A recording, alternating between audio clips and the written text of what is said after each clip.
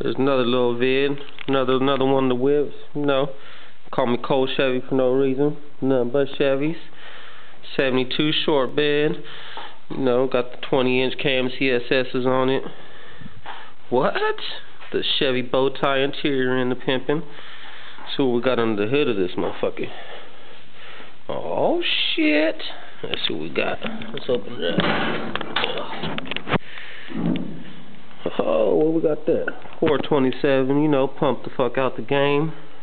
Tunnel ram, single 4, the dual 4s is hard to deal with.